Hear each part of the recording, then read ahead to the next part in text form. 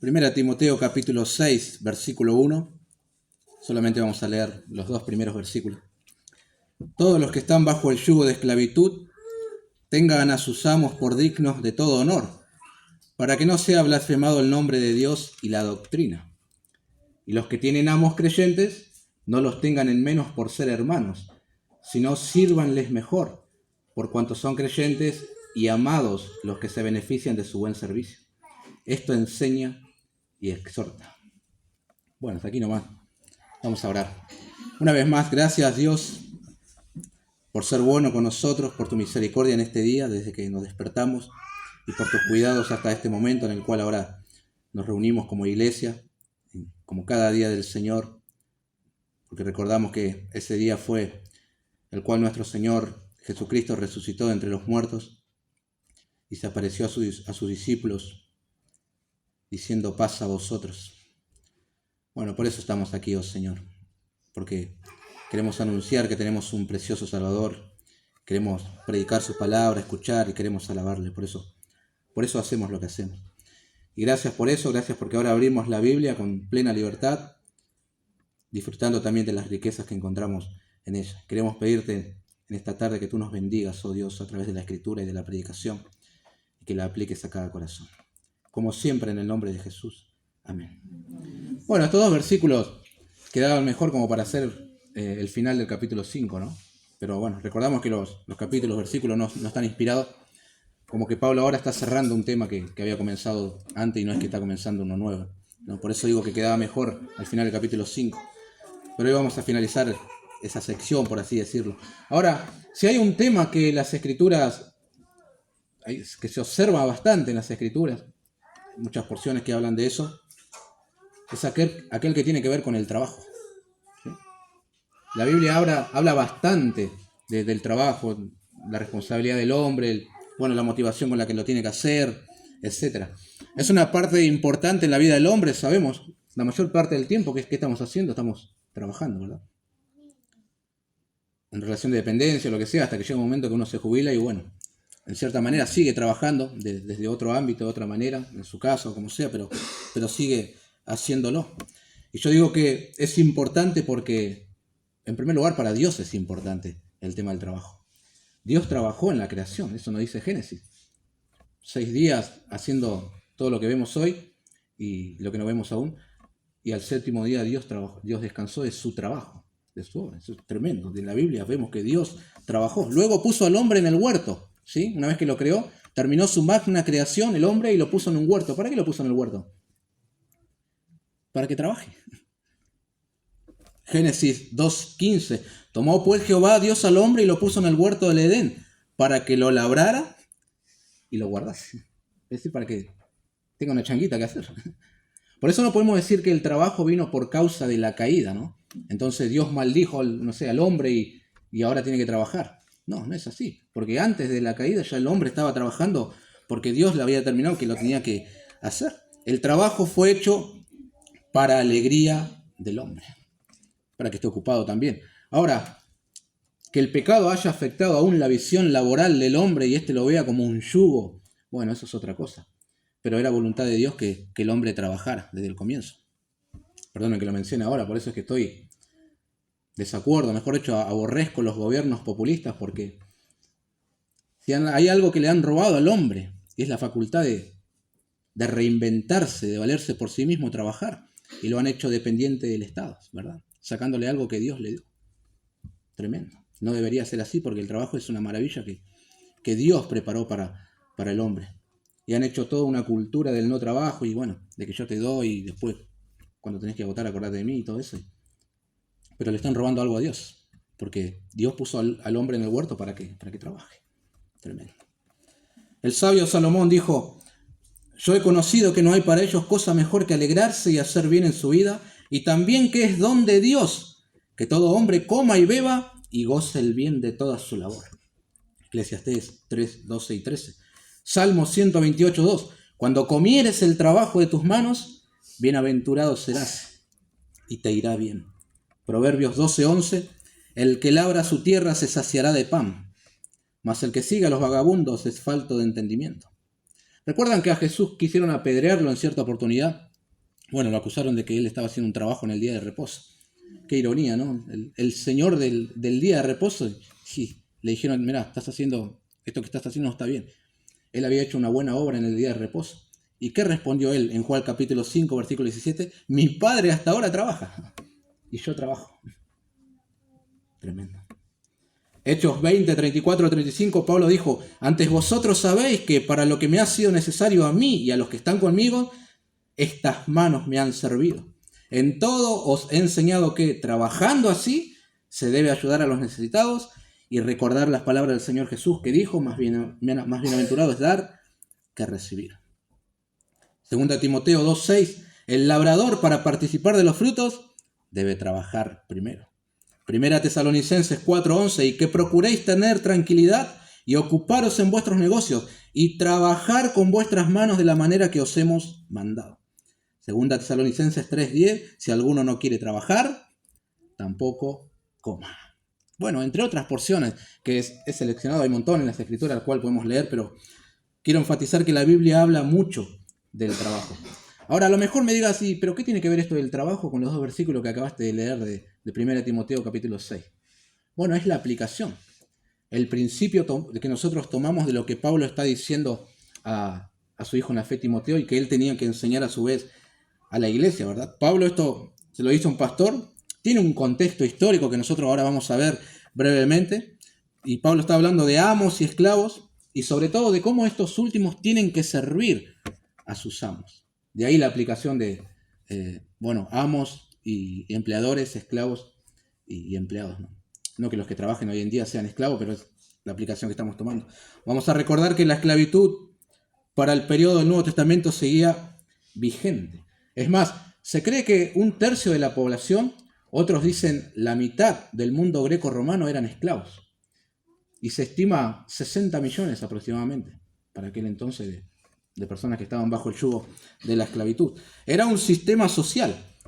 Obviamente no era el mejor ni perfecto, tenía sus deficiencias, pero que dentro de todo funcionaba.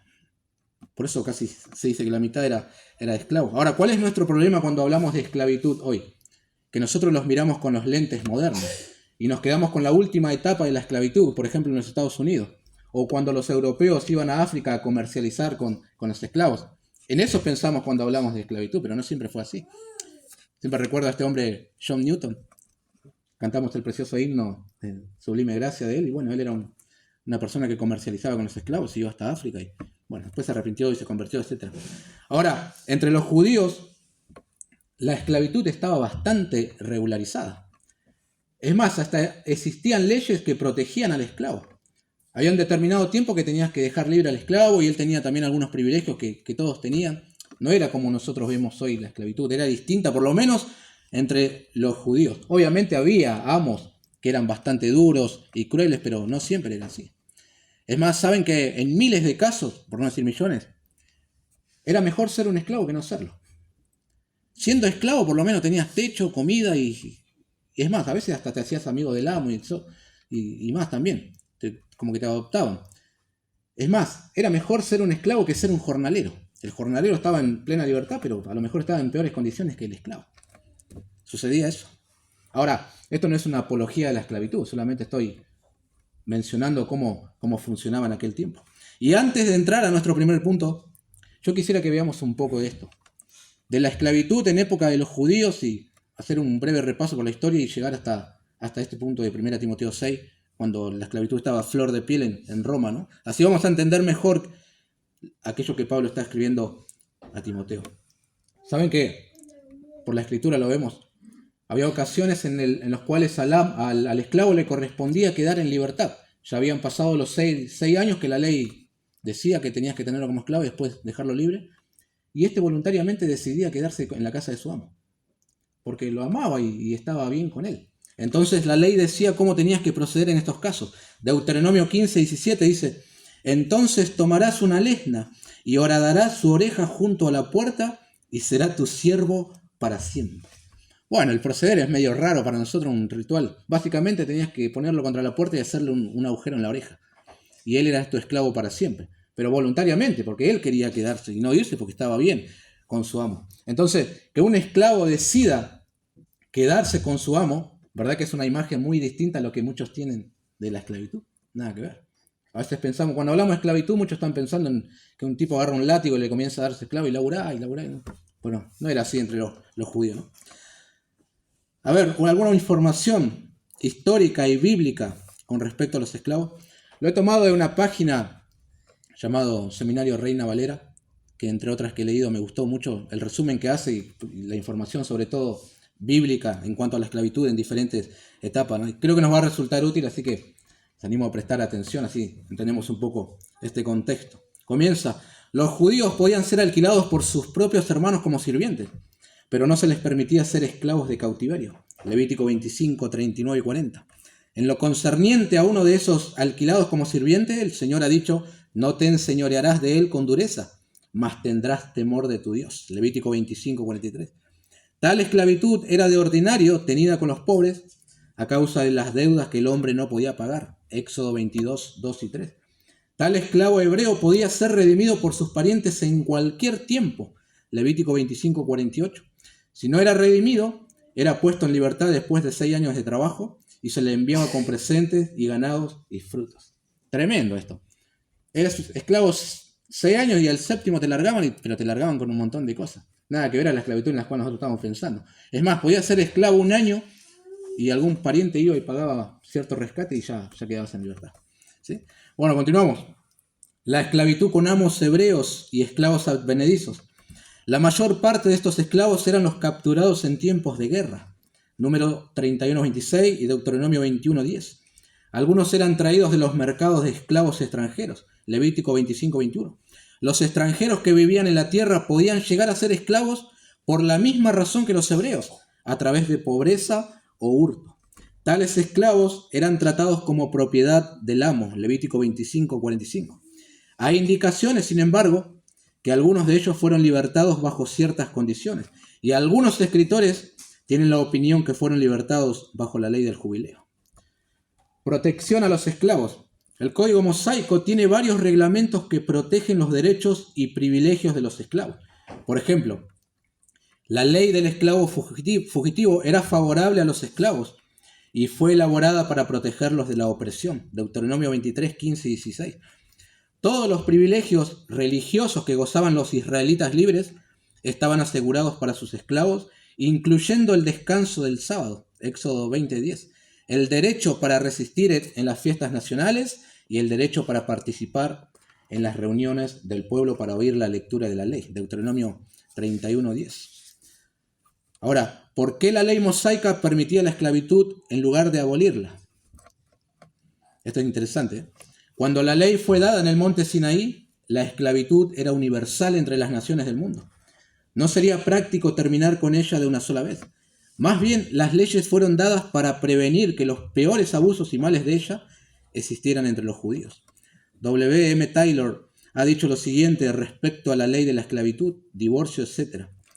Es notable, sin embargo, que donde quiera que se toleran asuntos dudosos, por causa de estar muy profundamente arraigadas para ser removidas mediante una prohibición inmediata, la legislación en relación con ellas es de tal carácter como para mitigar los males y preparar el camino para su final reprensión. Hasta ahí Taylor. La sabiduría de tal política se ve en la influencia actual de la legislación mosaica sobre la esclavitud de los judíos. Debido a esta influencia, la esclavitud entre los judíos mismos había desaparecido casi por completo para el tiempo de Cristo y sus discípulos. Ahora, la esclavitud bajo los enemigos de Israel. Muchos de los judíos experimentaron la esclavitud bajo gobiernos extranjeros en tiempos de las cautividades. Fueron hechos cautivos en guerra por los fenicios, quienes los vendieron a los griegos. Joel capítulo 3, versos 4 al 6. Los filisteos también los dominaron y los entregaron a Edom, Amós 1:6. Cuando los asirios conquistaron Samaria, muchos de los judíos fueron llevados a la tierra de Asiria para servir como esclavos de las gentes. Segunda de Reyes 17:6. Cuando Jerusalén fue destruida, los babilonios se llevaron muchos hebreos a Babilonia como esclavos en esa capital extranjera. Segunda de Crónica 36:20. En fecha posterior, los comerciantes asirios vinieron a este campo para conseguir esclavos judíos. Acá está, cita 1 Macabeos 3:41, un libro apócrifo. Y en los días de la supremacía de Roma, Muchos judíos sirvieron como esclavos en el imperio. Pero la esclavitud bajo la dominación gentil fue con seguridad en todo diferente a la esclavitud bajo la ley mosaica. Los amos fueron crueles en su mayoría y los esclavos eran oprimidos por lo general grandemente. La esclavitud en el imperio romano, y acá ya vamos a entrar en breve en nuestro texto. Carácter y extensión de la esclavitud. En el primer siglo la vida humana ciertamente se cotizaba muy bajo, porque se ha estimado que la mitad de la población del imperio, o cerca de 60 millones de gentiles, eran esclavos. Los propietarios de esclavos se hicieron brutales y los esclavos mismos no tenían esperanza, pues muchos de ellos estaban corrompidos. La mayor parte de estos esclavos habían sido conquistados en guerra. Algunos de los cautivos eran más educados que sus captores. Sucedió así que algunas veces los esclavos griegos se convirtieron en maestros de escuelas para los familiares de su amo. La ley romana y el esclavo. Tremendo esto. Bajo la ley romana, el esclavo no tenía los derechos o tal protección como la que disfrutaba bajo la ley hebrea. El amo podía mandar crucificar a un esclavo por cualquier razón. Augusto César mandó crucificar 30.000 esclavos durante su reinado. Un esclavo que robaba podía ser marcado en la cara por su amo con las letras CF, que representaban las palabras Cave Furem, que quería decir, he aquí el ladrón. Y en el caso de esclavos que se escapaban, si eran aprehendidos, su amo podía marcarlos, aumentarles la labor acostumbrada o podía mandarlos a matar si así lo deseaban. Tremendo. La ley de Dios, ¿no?, permitía ser reinstalado con misericordia por la intercesión de un amigo especial del amo. El apóstol Pablo era amigo de Filemón y fue quien intercedió en favor del esclavo escapado Onésimo. La epístola a Filemón es el ruego de Pablo a su amigo en favor del esclavo convertido.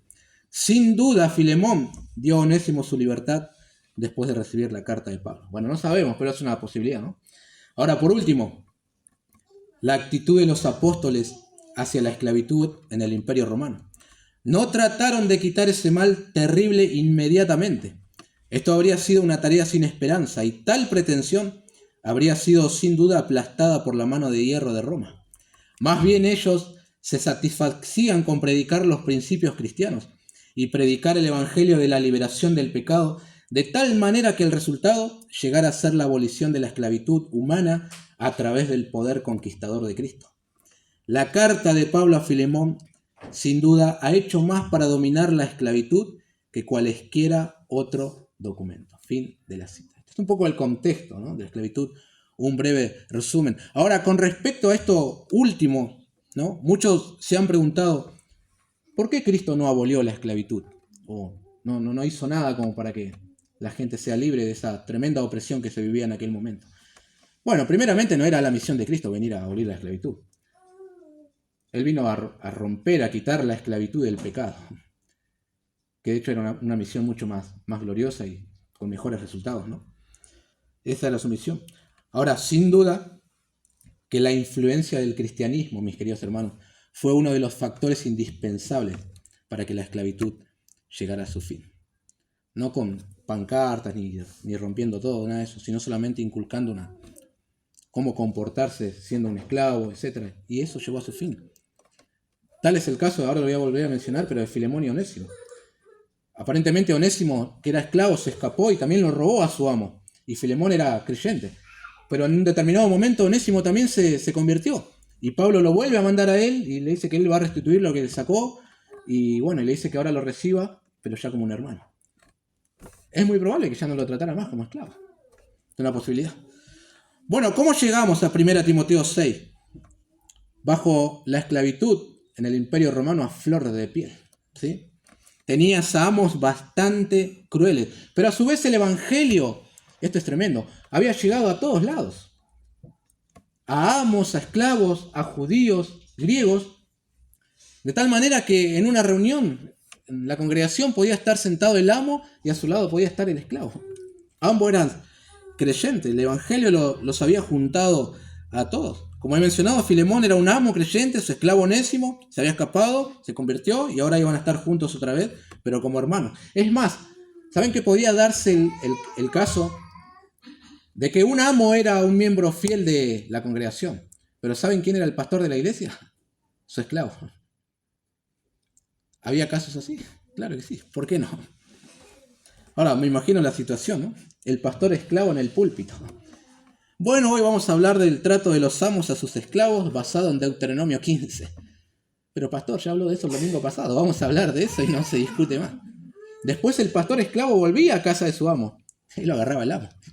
¿Qué anda diciendo hoy los amos? Y se agarraban con la Biblia, ¿no? Pero podía pasar eso, ¿sí? Es más, había casos también en que el médico de la familia era el esclavo. Porque había esclavos médicos, filósofos, intelectuales y con todos los oficios que te imaginabas. Por alguna razón llegaron a la esclavitud, pero lo que sabían no lo habían perdido. Bueno, ahora sí, entrando a la porción que nos convoca, resulta que los esclavos también oyeron el Evangelio y creyeron.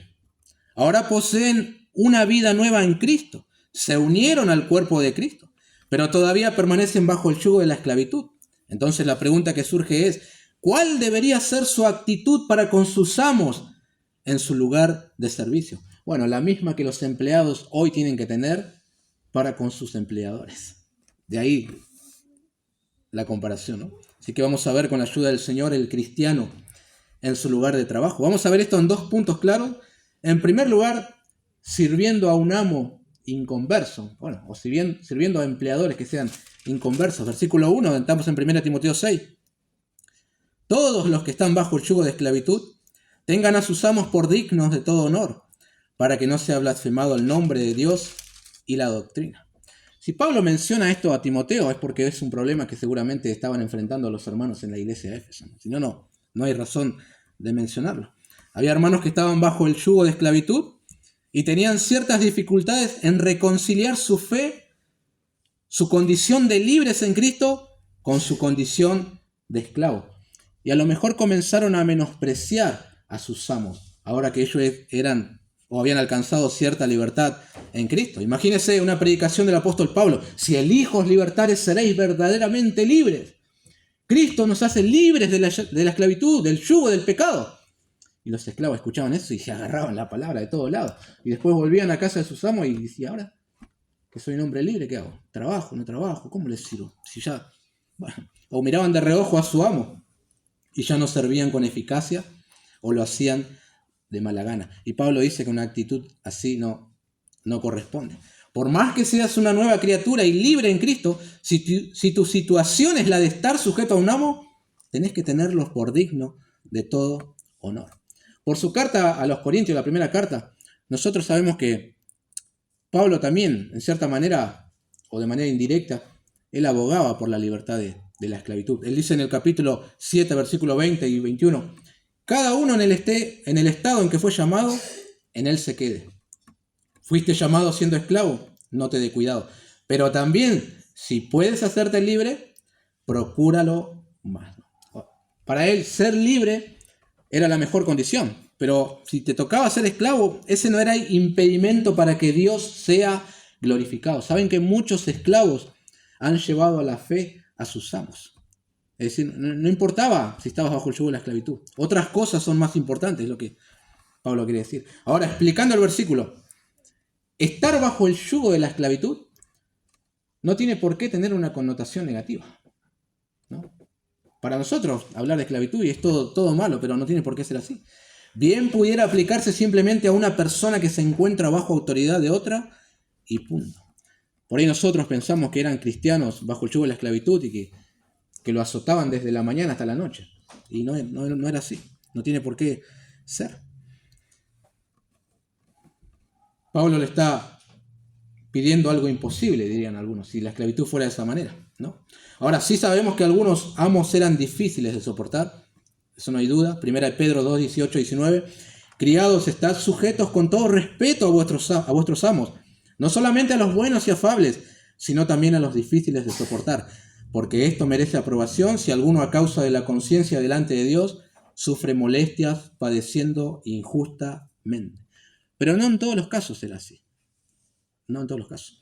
Ahora, de todas maneras, independientemente del carácter y trato del amo, la actitud de los creyentes debía ser la misma. Tratarlos respetuosamente, no devolverles mal por mal y, por el contrario, honrarlos.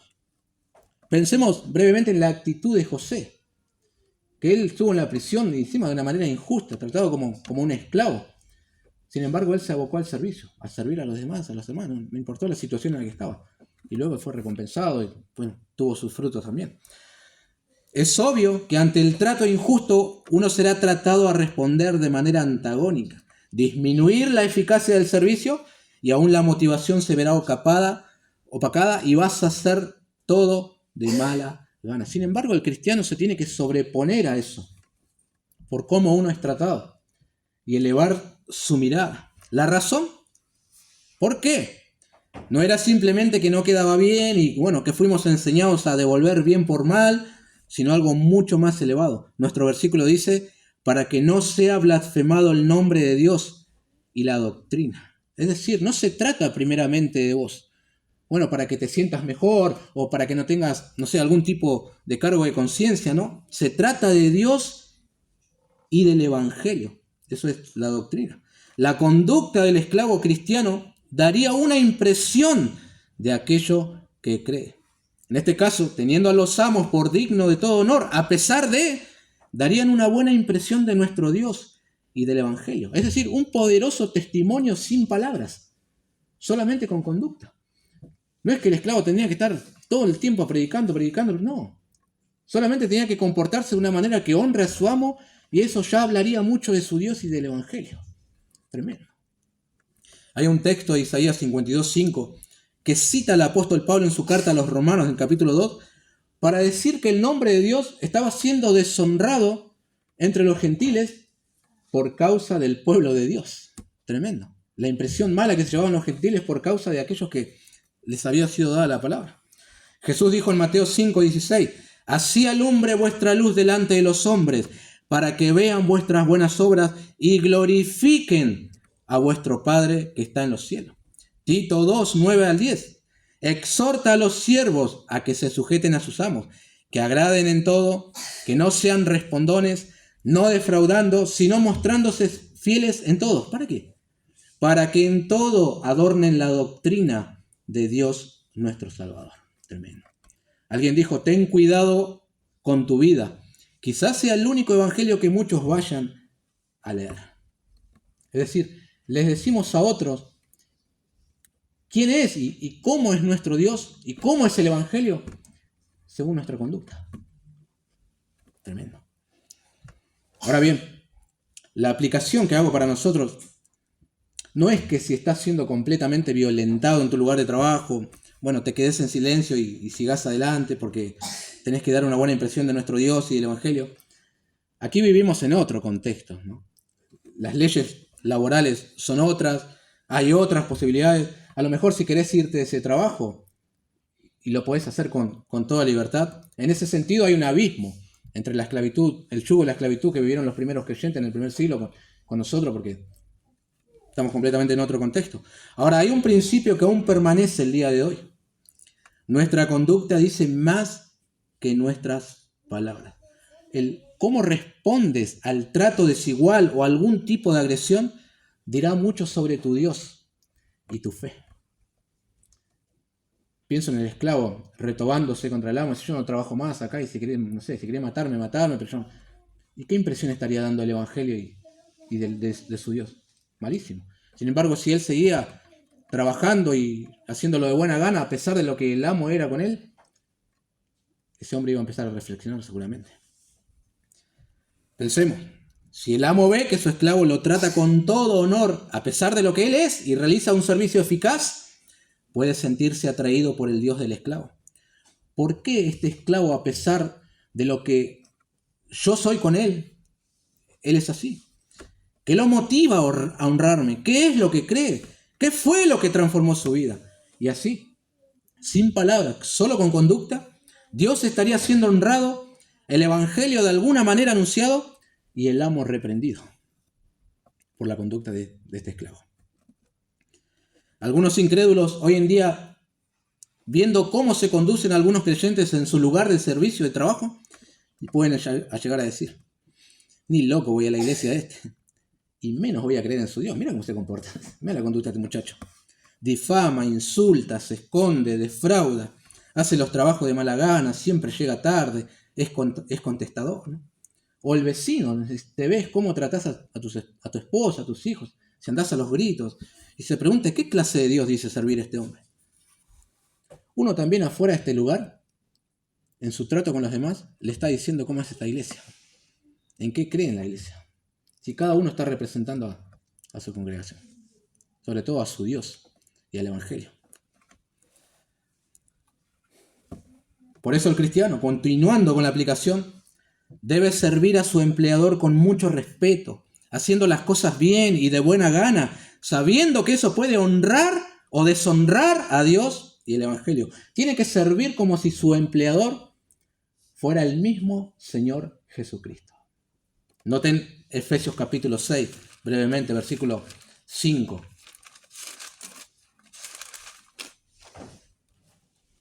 Efesios 6, 5 al 9. Siervos, obedeced a vuestros amos terrenales con temor y temblor, con sencillez de vuestro corazón, como a Cristo, no sirviendo al ojo, como los que quieren agradar a los hombres, sino como siervos de Cristo, de corazón, haciendo la voluntad de Dios, sirviendo de buena voluntad como al Señor, y no a los hombres, sabiendo que el bien que cada uno hiciere, ese recibirá del Señor, sea siervo o sea libre. Digo, cuánta similitud con respecto al día de hoy, ¿no? En eso sí veo mucha semejanza. Se ve que los esclavos también eran tentados solo a trabajar cuando sus amos los veían. Cualquier similitud con nuestra realidad es pura coincidencia, dirían algunos, ¿no? Yo creí que eso era peculiar de nuestros tiempos, pero no. Ahora en Cristo había una motivación mayor para el servicio eficaz y no para el ojo del hombre. Y es que primeramente somos siervos de Cristo, que hacemos la voluntad de Dios, por eso servimos de buena voluntad, como si el servicio fuera para el Señor. Aunque tu empleador no te ve, el Señor sí te ve. Y esto aplica también para los que trabajan solos, sin compañeros o que nadie lo vea, que nadie te ve. Pero hay uno que sí te ve, el Señor. Y el servicio tiene que ser para Él. Básicamente, Pablo está diciendo a estos creyentes que se encontraban bajo el yugo de esclavitud, mirá, no se trata tanto de vos, de si te hablan con dulzura o te levantan la voz. Se trata más bien de la impresión que estás dejando con tu manera de responder a eso. Por eso tenelos por dignos de todo honor, porque está en juego el testimonio de nuestro Dios y del Evangelio. Es decir, existe la posibilidad de que las personas se interesen o no se interesen por el Evangelio por lo que ven de sus representantes, ¿no?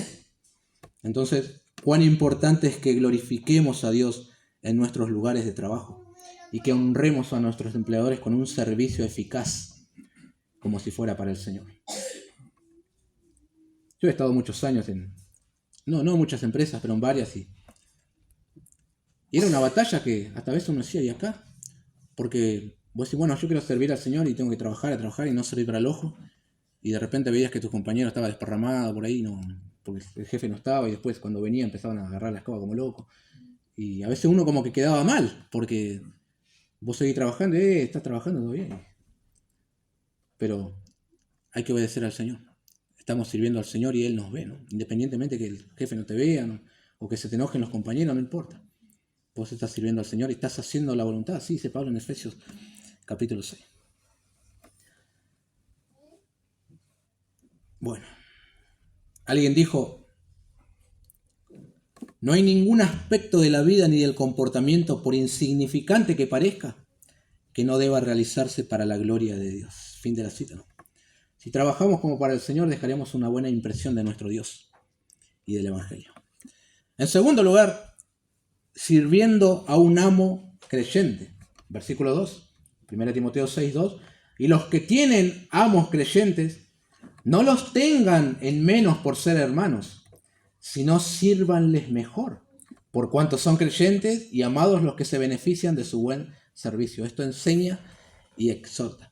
Bueno, se ve que no importa si el amo es bueno o malo, si es difícil de soportar o si es afable. De todas maneras, el esclavo, siervo o empleado siempre se verá tentado a disminuir su servicio. En el caso de los que eran oprimidos o maltratados, bueno, como que en cierta manera es un poco más entendible. No vamos a justificar que no trabajen, pero se entiende, ¿no? Pero en el caso de que un amo sea creyente, es un hermano en la fe. Y que el empleado también creyente comience a disminuir su trabajo o hacerlo de mala gana o de manera ineficaz. Y eso no se puede explicar. Pero se ve que estaba sucediendo también. Pablo está diciendo que hay que servirle mejor y no tenerlos en menos. Ahora, es cierto que Pablo enseñó en su carta a los Gálatas que ya no hay esclavos ni libres, que todos somos uno en Cristo Jesús. Gálatas 3:28. Pero lo dijo en el ámbito de la salvación. En cuanto a las condiciones sociales, uno sigue siendo el amo y el otro sigue siendo esclavo. Y se tiene que respetar eso. Así debe ser. Uno sigue siendo empleador y el otro el empleado. Y el esclavo o empleado no tiene por qué abusar de la relación, de la igualdad espiritual que tienen y tener en menos a su amo o servirle con ineficacia o esperando algún tipo de privilegio también. Ahora que somos hermanos en la fe, capaz que me tira algo por debajo de la mesa. ¿Por qué? Volviendo al ejemplo del esclavo, en el caso de que fuera el pastor de la iglesia y el amo un miembro también. El esclavo, por más que sea el pastor, en la casa del amo se tiene que sujetar al amo y hacer lo que dice el amo. Es así. Eso no se anulaba. Y se tenía que sujetar con toda humildad y aún servirle mucho mejor, ya que son creyentes amados. En la iglesia respetan al pastor, se sujetan a él, imitan su fe. Pero en el lugar de servicio que le toca estar como esclavo, él se tiene que sujetar a su amo y honrarle con un servicio íntegro. Que no se mezclen las cosas, está diciendo Pablo acá, ¿no? En este versículo 2. Que disfruten de una misma posición en Cristo no significa que tenga libertad para abusar de la relación. Que canten juntos en el coro de la iglesia no significa que en el trabajo no se tenga que someter y comenzar a abusar de la confianza. Si es tu empleador, tenés que servirle como si fuera tu empleador. No importa que vos seas el pastor de la iglesia o no. Así es. Por este tipo de abusos, o porque se confunden las cosas, es que muchos empleadores cristianos no quieren contratar empleados cristianos. Porque como que se mezclan las cosas y después si hay un inconveniente se lo trasladan a la iglesia también. Y prefieren no trabajar con creyentes. Lamentablemente es así. Yo recuerdo a un hermano que se dedicaba a la importación de productos para ferretería y sanitarios, esas cosas. Y él decía que prefería regalarle las cosas a un hermano que vendérselo. Porque se ve que hubo inconvenientes, ¿no? Y un hermano habrá, hacémelo en cuota y después ya no quiso pagar. O rompió algo y dijo, no, vino algo, ya vino roto. Viveza criolla. Y después ambos están en la congregación y, no sé, por eso no tomo empleados creyentes y no trato con cristianos y punto, así no se mezclan las cosas. Lamentablemente sucede eso. A veces los empleados cristianos dejan mucho más que desear que los inconversos. Entonces los hermanos que tienen alguna empresa no quieren contratarlo. Lamentablemente. Imagínense que un hermano de la congregación que tiene una empresa contrate a un hermano de la congregación para que trabaje para él. En cierta oportunidad va a ver cómo van los asuntos y no lo encuentra en su lugar de trabajo. Y lo encuentra sentado con los auriculares puestos. ¿Qué estás haciendo? No, estoy escuchando una predicación de MacArthur. Acá habla de la predestinación y está tremenda. Vení a escuchar. ¿Qué va a decir el empleador? Bueno, si es MacArthur, sana doctrina, ¿no? Escuchá nomás y después vuelve al trabajo. El otro día va de vuelta a verlo y no lo encuentra en su lugar de trabajo. Y mira al costado y lo ve sentado ahí, leyendo la Biblia. No es la palabra de Dios y no lo voy a interrumpir si Dios le está hablando, no me voy a interponer entre Dios y él. Va el tercer día y no lo encuentra en su lugar de trabajo y dice, a este lo he hecho porque ya no está trabajando. Y lo encuentra ahí de rodillas orando. Y encima está orando por él. Dios, te pido que prosperes a mi jefe, que gane 3 veces más lo que... Por un lado lo quiere ahorcar y por el otro lado quiere decir amén. ¿Sabe que él lo tiene que echar a ese hermano? ¿Por qué? Porque lo está robando. Lo está robando. Él lo contrató para que trabaje, no para que se haga el espiritual dentro del empleo. Es así, pero sucede que muchas veces se confunden las cosas. No tiene que sacar ventaja por cuantos son hermanos, sino hacer mucho mejor el trabajo, llegar a horario, tener mejor disposición, por cuantos son creyentes y amados, dice Pablo. El buen trabajo que haces para un inconverso, hacelo mucho mejor si es creyente todavía. Trabaja más todavía. no le saques ventaja. A veces pensamos que si es creyente, entonces no nos debería cobrar, ¿no? Tiene que trabajar gratis. ¿Por qué? ¿Por qué tiene que ser así? Que nuestra condición de hermanos en la fe no incida en la condición social de ninguno.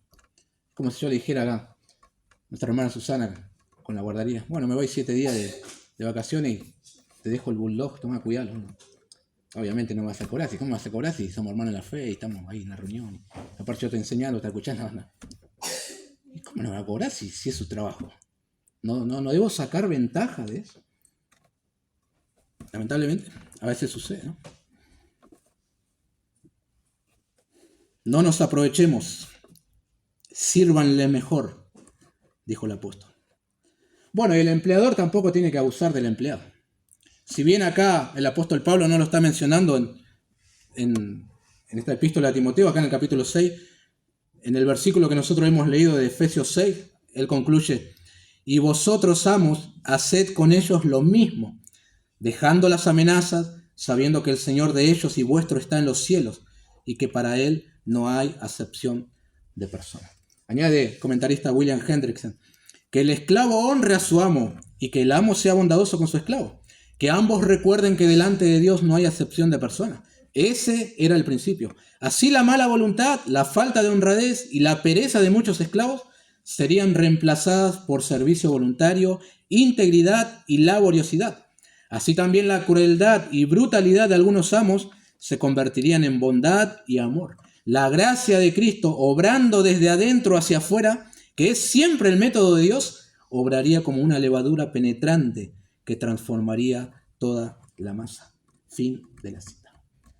¿Saben qué es aquello que hace la diferencia en cómo servimos en nuestros lugares de trabajo? El impacto que el Evangelio tenga en nosotros. Eso es lo que hace la diferencia. ¿Sí? Según este haya impactado tu corazón, así vas a servir. Ahora el empleado tiene una motivación poderosa para el servicio. Y es que su Señor, Dios manifestado en carne, vino para servir y sirvió con una entrega absoluta y también se sujetó a su Padre. Entonces yo tomo su ejemplo y sirvo a mis empleadores como si Él fuera mi empleador. Y lo hago con gozo, con eficacia, para su gloria. Y a su vez estoy dando una buena impresión de mi Dios y del Evangelio. Y los empleadores tratan bien y de manera justa a sus empleados, sabiendo que tienen en común a un mismo Señor y que no hace acepción de personas. Es decir, no sos más delante de Dios porque estás empleando a alguien que es creyente. Para Dios somos todos iguales.